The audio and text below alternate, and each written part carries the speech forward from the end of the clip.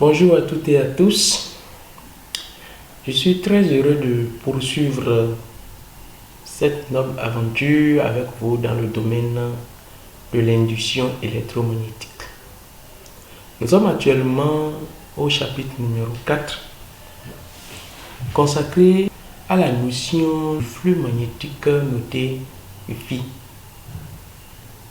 Dans cette présente vidéo, nous allons passer à l'exercice numéro 2.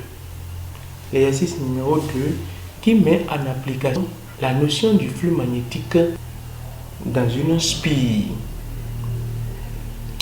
Dans cet exercice, on désire aussi mettre en application l'expression du flux magnétique dans ce cas, et qui n'est rien d'autre que le cas numéro B.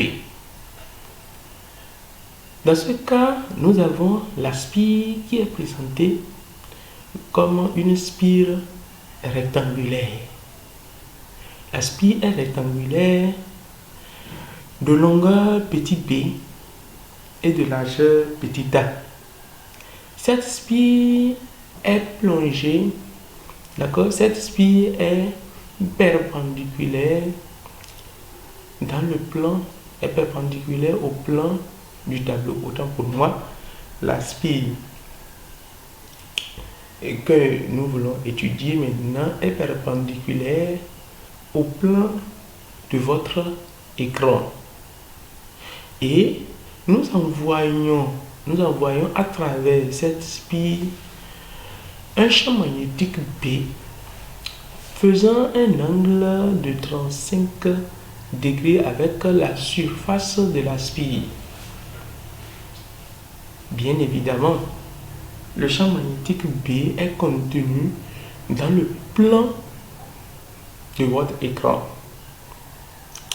La spire étant rectangulaire, nous donnons les dimensions de ce rectangle qui n'est rien d'autre que petit a égale à 10 cm et petit b, la longueur qui fait 15 cm. L'intensité du champ magnétique B envoyé à travers cette spire vaut 0,5 Tesla. On demande simplement de calculer le flux magnétique à travers cette spire. Que cela ne vous chape à l'œil, la petite flèche qui est en bas de petit b, d'accord, sur le support, la petite flèche en rouge indique le sens d'orientation de la spire. La spire est orientée dans ce sens. Si vous n'êtes pas encore abonné à notre chaîne, c'est le moment de vous abonner pour nous aider, pour nous motiver à produire encore plus de contenu notionnel. Et si vous aimez cette vidéo, n'oubliez pas de liker, donnez-nous un pouce bleu et cela nous fera beaucoup plaisir. Nous avons besoin de ça pour continuer l'aventure. Alors, nous allons passer maintenant au corriger-type de l'exercice numéro 2. Donc, je reprends ici la figure avec l'orientation de la spire, le vecteur champ magnétique B faisant un angle de 35 degrés, avec la surface.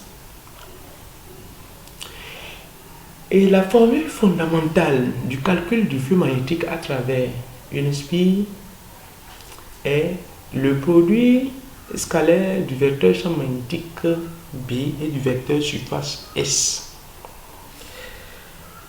La propriété du produit scalaire veut qu'on écrive que le flux magnétique donne le produit de l'intensité du champ magnétique B et de la surface S fois le cosinus de l'angle formé par le vecteur champ magnétique B et le vecteur surface S.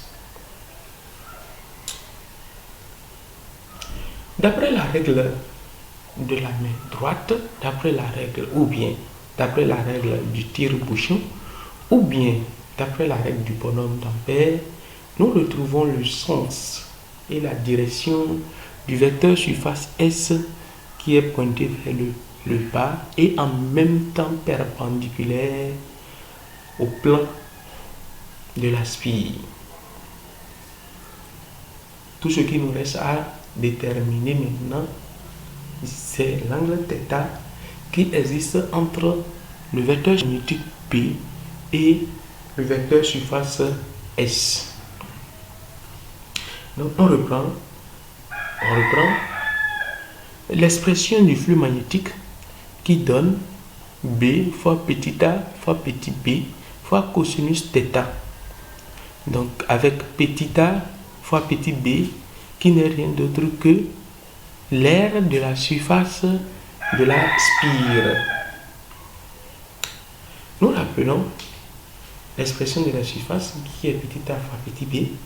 Nous rappelons la valeur du champ magnétique qui est égale à 0,5 Tesla et l'angle, la valeur de l'angle θ entre le champ magnétique B et la surface, le vecteur surface S qui vaut 125 degrés. Car d'abord, le vecteur surface S fait un angle de 90 degrés avec la surface de la spire.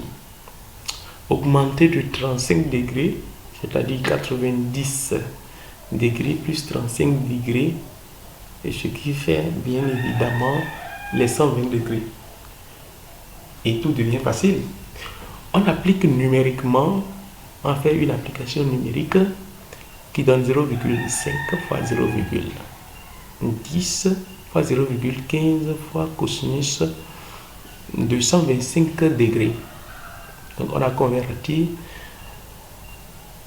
les dimensions, on a converti la longueur, les dimensions de la spire dans l'unité du système international, dans la formule du Weber, dans la formule du flux magnétique qui est en mètres. Donc tout calcul bien fait donne le flux qui n'est rien d'autre que moins 4,30 fois 10 puissance moins 3 Weber. La valeur du magnétique obtenue. Merci pour votre aimable attention. Et si vous n'êtes pas encore abonné à notre chaîne, nous vous demandons très humblement, ne partez surtout pas sans vous abonner à la chaîne et likez et partager et publier massivement ce contenu pour nous encourager à produire encore de nouveaux contenus notionnels par rapport aux notions relatives à la physique, chimie et à la technologie dans nos programmes de lycée et collège. Merci pour votre aimable attention. Abonne-toi.